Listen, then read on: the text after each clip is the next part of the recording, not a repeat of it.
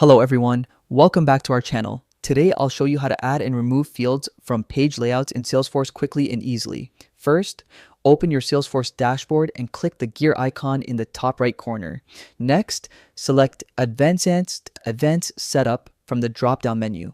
In the quick find box, type Object Manager and click on it.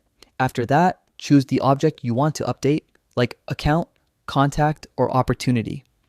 Now, click Page Layouts from the left menu and select the layout you want to modify.